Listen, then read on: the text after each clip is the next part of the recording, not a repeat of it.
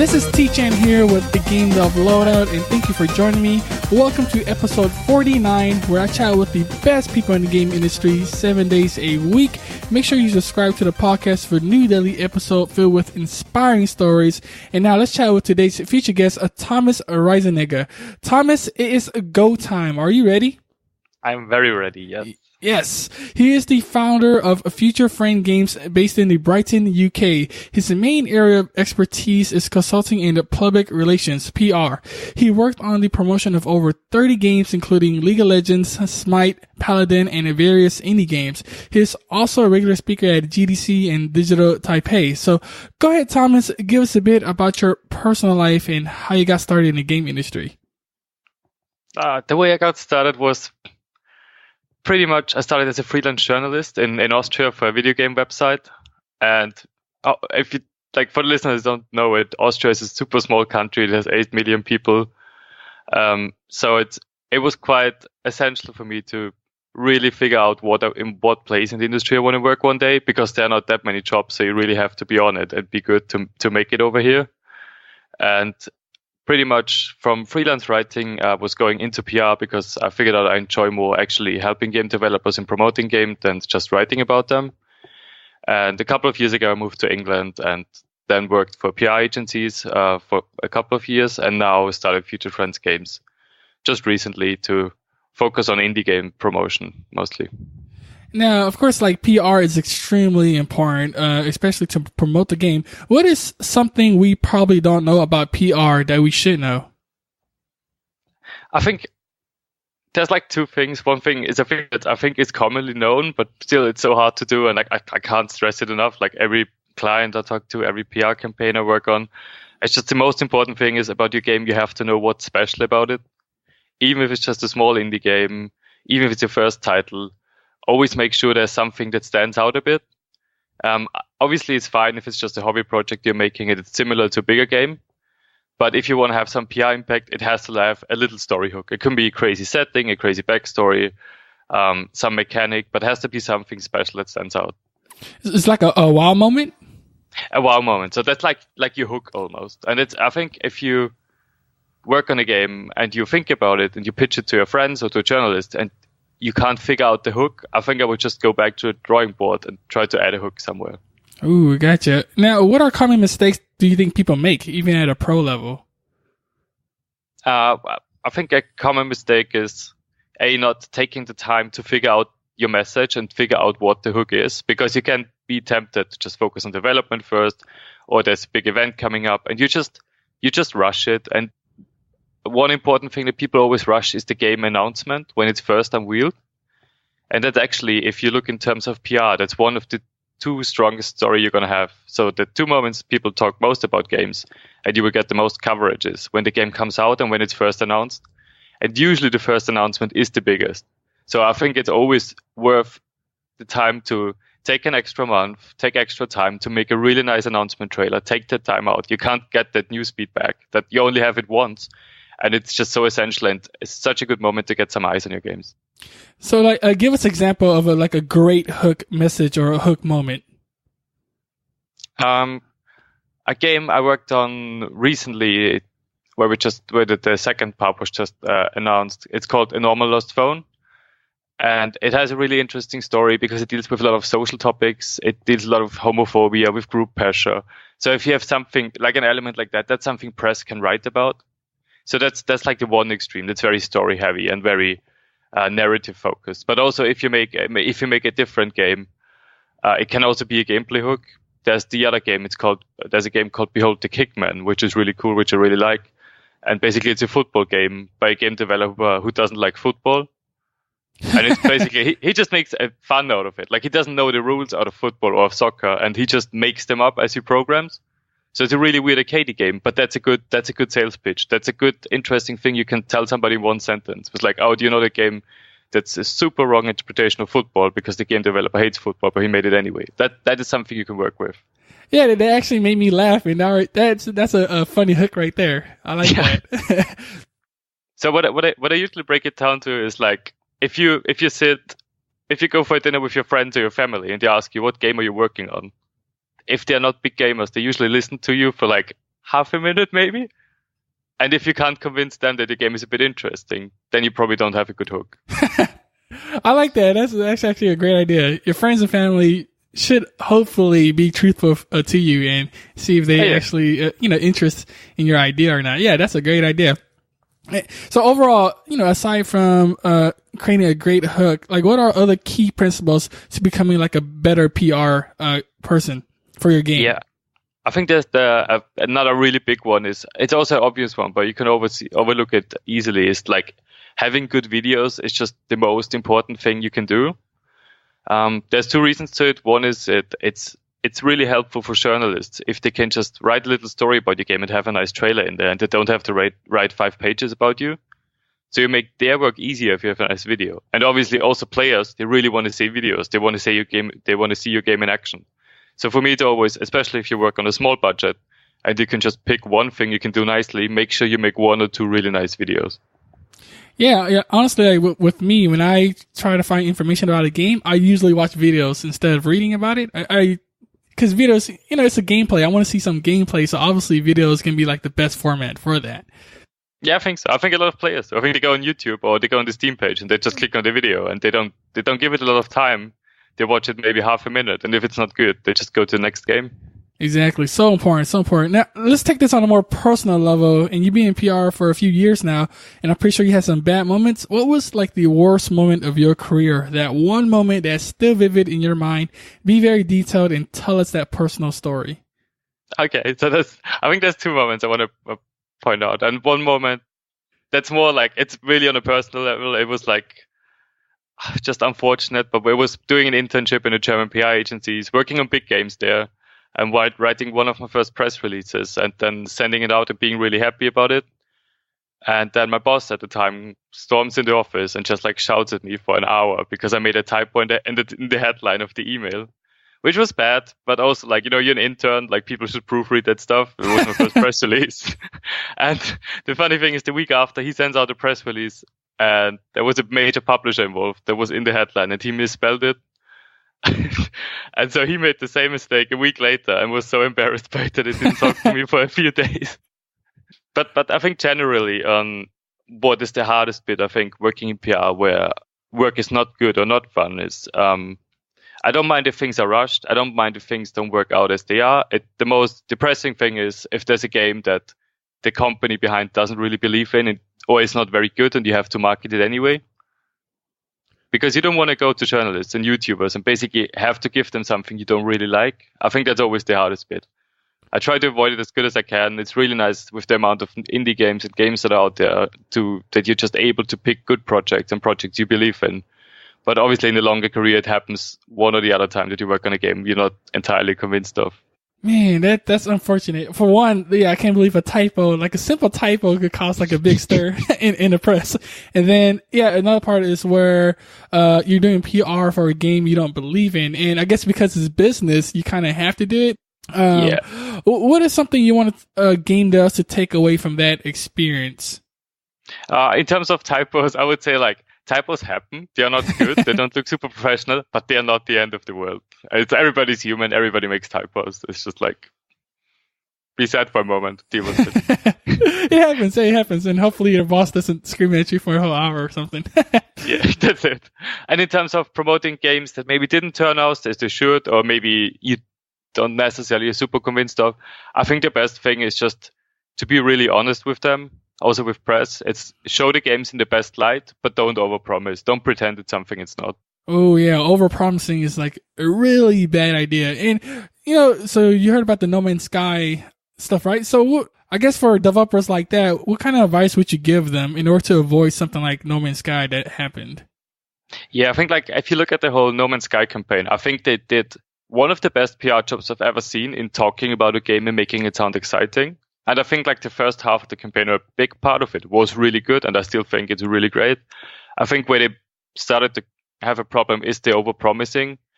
And I think even if you get carried away in an interview and maybe it's a bit embarrassing, I would always try to get back and clarify things. There were the situations where they weren't clear if there's multiplayer in the game or not, and it wasn't really. And that's just like, why would you not just say it's not? That's just don't leave people guessing and thinking something of that's maybe is not there. It's just not helpful for you in the end.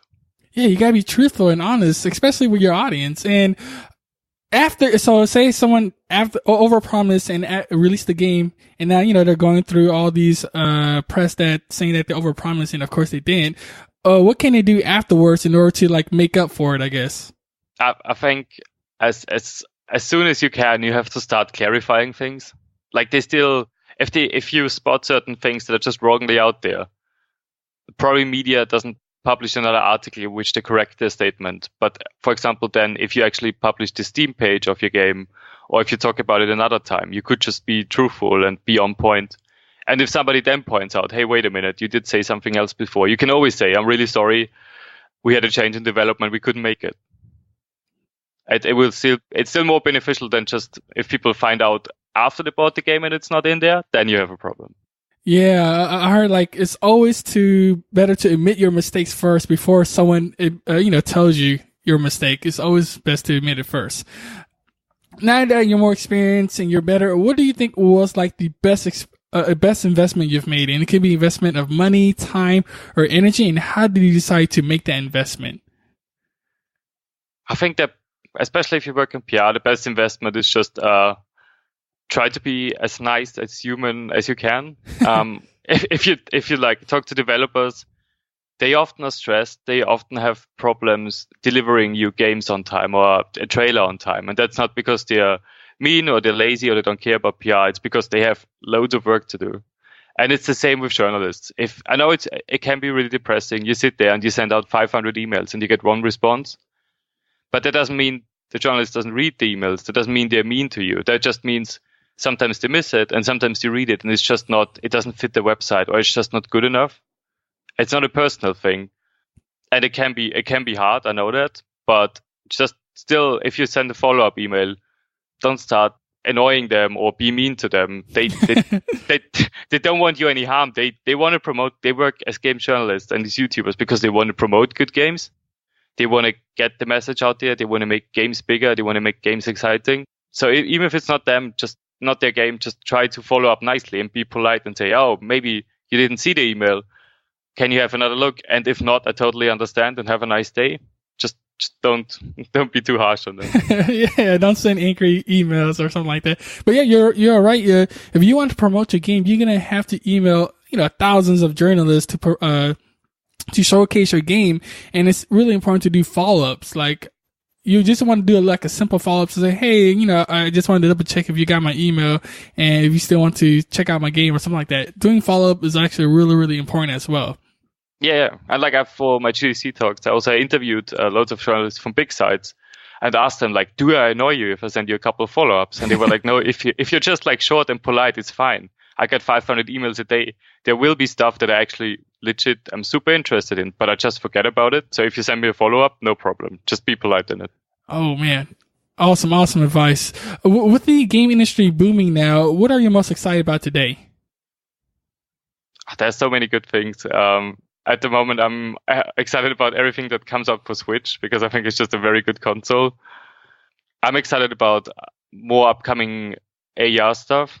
I think after the VR boom goes down a bit, I think that's a thing that I believe a bit more in.